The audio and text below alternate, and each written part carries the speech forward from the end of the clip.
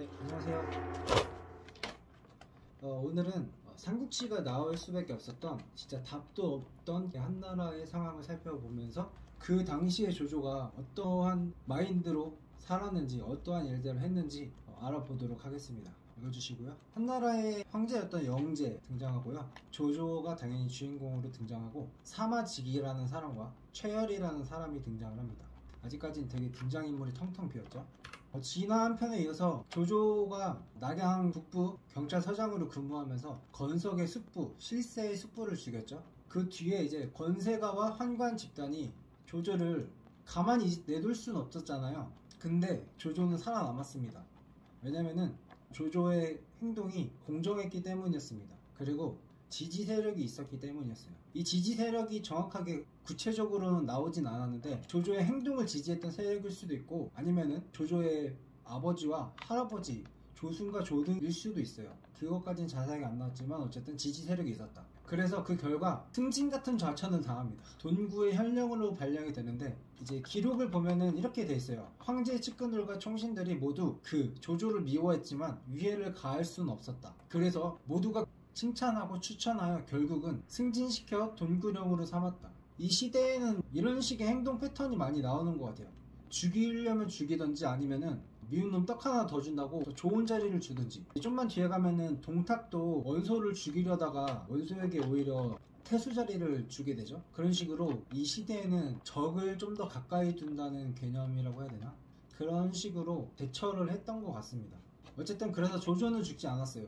조조는 이제 돈구령으로 됐다가 면직도 한번 당했다가 발령된 곳에서 무언가를 바꾸려고 계속 했던 것 같아요. 해단 같은 것들을 발견하면은 항상 조정에 알리고 고치려고 노력을 하고 무언가를 변화를 계속 시도를 하지만 조정에서는 다 무시를 해버립니다. 근데 그렇다고 이게 짜증나잖아요. 되게 조조가 이렇게 파견이 되면 그 자리에서 해먹으시던 분들이 이제 짜증나니까 조정에 말을 하는데 조정에서는 조조의 할아버지 때문에 죽일 수도 없고 계속 그래서 점점 권한은 없지만 직무만 있는 이런 관직이라든지 이런 식으로 손발을 자르면서 그런 위치로만 가게 되는 거죠. 그러면서 조조는 두어 번 사직도 했다고 합니다. 조조가 사회에 등장했을 때 그 당시의 상황인데 우리는 잘 모르지만 이런 사자성어 같은 게 있다고 합니다. 활령지시 혹은 활령지말. 환제와 영제 시대의 이 시기를 최악의 암흑기 혼란기라 해가지고 혼란기의 어떤 대명사라고 불리나봐요. 이런 게 모자란 군주와 그 밑에 간사한 신하 그들이 모여서 이루는 부패한 정치가 그냥 사회를 지하실 구렁텅이로 계속 끌고 가는 거죠. 그런 암울한 상황이 펼쳐지자 점점 그게 그 세계가 열리는 겁니다. 이제 구체적으로 좀 더 살펴보면 공개적으로 관직을 입찰하는데 공식이 있었다고 해요. 한석 녹봉이 1만 전이다. 게임 아이템 거래처럼 이런 식으로. 예를 들면은 이게 기본 공식이고 400석의 관직은 400만 전을 내면 살 수 있는 겁니다. 2000석은 2000만 전을 내면 살 수가 있어요. 이렇게 높은 관직, 심지어는 3공의 지위까지도 돈만 주면 살 수 있었다고 합니다. 근데 이때는 프리미엄 붙여가지고 1000석이 추가가 됐대요. 그러니까 돈만 있으면 그냥 관직을 할 수 있는 그런 시대였다. 황제가 보증을 하는 그런 시대였다. 이런 사회의 폐단을 나타내는 그런 몇 가지 좀 안타까운 사례들도 있더라고요. 첫 번째는 사마직이라는 사람에 대한 이야기였습니다. 사마직이라는 사람이 임명이 됐어요. 조정에서 임명해 줄 테니까 돈 입금해라. 근데 사마직이 집안 사정이 좋지 않았나 봐요. 집안 사정을 다 말을 합니다. 그러니까 오케이 그걸 다 감안해가지고 300만을 깎아주겠다고 합니다. 근데 그래도 이걸 받아들일 수가 없었나 봐요. 뭐 두 가지 이유가 있었겠죠. 깎아줘도 못 낼 정도로 사정이 안 좋았거나 자기는 이상과 꿈을 가지고 그걸 펼치기 위해 관직 생활을 하는 건데 그냥 돈을 주고 사는 게 자신의 신념과는 맞지 않는다 이런 생각이었을 수도 있겠죠. 사퇴를 하겠다고 합니다. 근데 조정에서 사퇴를 안 받아줍니다. 안돼 사퇴하면은 돈을 받을 수가 없잖아요. 사퇴를 거부를 합니다. 그래서 당시에는 다른 선택지가 없었나 봐요. 결국 그래서 그는 자신이 부임되는 임지로 가는 도중에 유서를 남기고 자살을 합니다. 이 유서의 내용은 사회를 굉장히 강하게 비판을 하였던 거겠죠. 이 유서가 공개되고 사회에 큰 파장이 일어났었다고 합니다. 다른 사례는 전편에서도 했던 얘기인데 바로 조조의 아버지 조승도 1억 전에 삼공의 반열 태위에 오르게 됩니다. 1억 전 주고 얼마 후에 면직을 당했다고 해요. 또 다른 스토리로는 최열이라는 사람이 있었답니다. 이 사람은 기주의 명사였고 학자 집안 출신이었고 본래는 청렴한 사람이었다고 해요. 군수의 자리에 오를 때도 자신의 노력으로 됐다고 합니다. 국영이라는 자리까지 갔다고 해요. 여기까지 힘들게 올라와서 주변을 이렇게 둘러보니까 다들 돈 주고 그냥 사는 거예요. 자기 자리까지 돈만 주고 왔을 수도 있고 자기보다 오히려 더 높은 직급을 그냥 돈 주고 한 번에 왔을 수도 있고 이런 느낌. 요즘 유행하는 단어 포모랑 좀 비슷하죠? 나만 두고 그냥 가버리는 그런 느낌. 그래서 현타가 크게 와가지고 좌절을 했는데 그때 마침 어떤 사람이 등장을 합니다. 황제의 보모였던 영부인이라는 사람이 접근을 해가지고 반값에 해줄 테니까 사라고. 그래서 고민하다가 반값에 돈을 주고 결국은 사도 자리에 오르게 됩니다.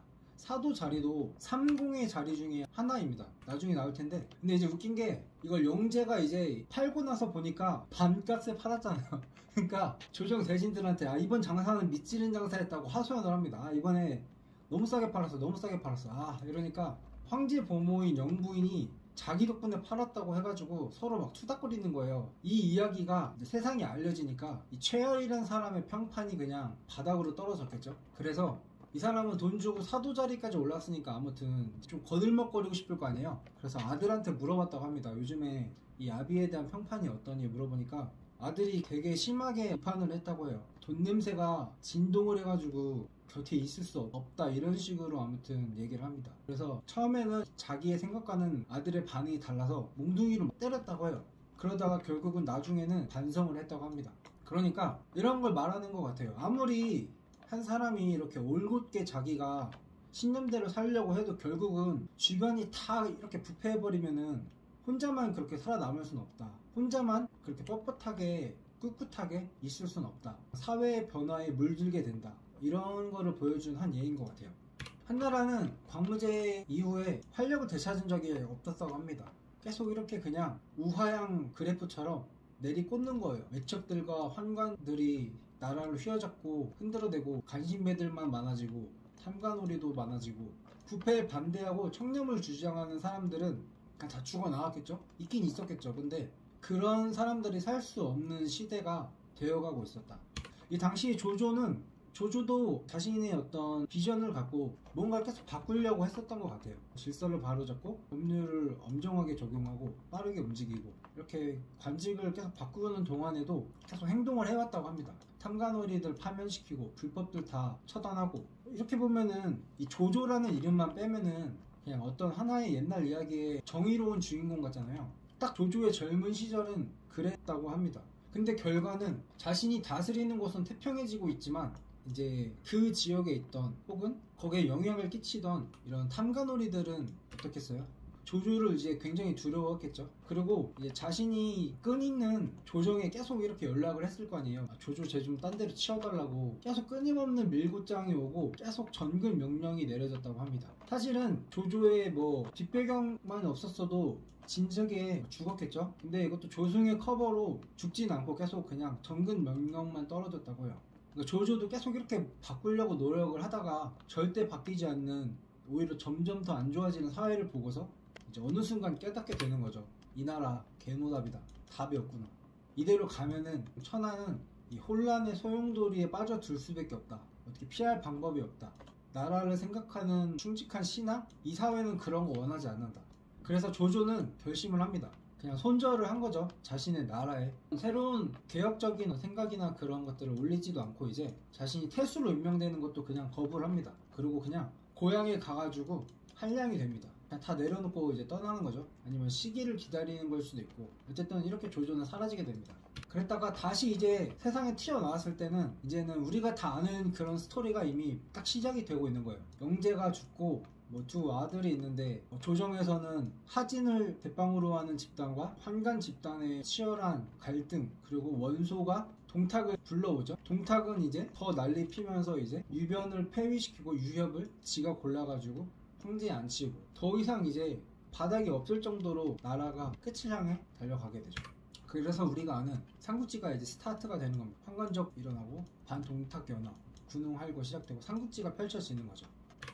이 조조는 선택의 기로에 이제 서 있게 되는 겁니다. 세 가지 개념의 차이는 저도 잘 모르겠어요. 영웅, 효용, 간웅. 우리가 아는 단어는 그냥 이 영웅이잖아요. 히어로. 근데 이 영웅이란 단어에도 뭔가 어떤 조건 같은 게 있나 봐요. 어쨌든 조조는 이 세 가지 갈림길에 놓여 있는 상황이었다고 합니다. 이제 이 군웅할거 시대에 조조는 어떤 선택을 할지 다음 컨텐츠부터 이제 이 부분을 파고 들어보도록 하겠습니다.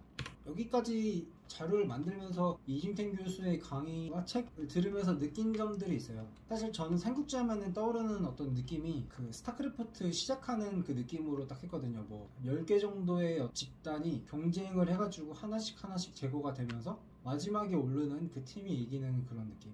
또 토너먼트 같은 거죠. 뭐 64강, 32강, 8강, 4강, 결승, 우승 이런 식으로. 그래서 뭐 원소와 조조가 붙었다가 뭐 여기는 셋이는 손건이고 6시는 유표 있고 여기는 뭐 유장이고 뭐 이런 식으로 뭐 마등이고 그렇게 헌터맵처럼 그냥 딱 어느 순간 시작돼가지고 자기 군사 키워가지고 붙었다 이런 느낌인데, 사실 역사는 그런 게 아니잖아요. 이렇게 긴 과거가 있고 그 과거에서 다음 결과가 파생이 되고 그래서 거기서 또 다음 결과가 파생이 되고 역사가 이어진다는 느낌이 기존에는 없었어요. 이런 말로 설명하기 힘들지만 어쨌든 역사가 한 흐름 속에서 어떤 필연적으로 튀어나오는 느낌, 그런 느낌이 들었습니다. 무슨 말인지 모르겠네. 나중에 좀 더 정리를 해서 말을 해보도록 하겠습니다. 우리가 생각하는 삼국지는 단판 승부 느낌이지만 사실은 그냥 긴 역사 흐름 중에 찰나였다 삼국지는. 근데 다 앞에 과거가 있었기 때문에 그게 이어져가지고 삼국 시대가 온 것이다, 이런 느낌을 받았습니다. 오늘 준비한 컨텐츠는 여기까지였고요. 다음에 조조의 선택에 대해서 알아보도록 하겠습니다. 안녕. よいぞよいぞよいぞよいぞ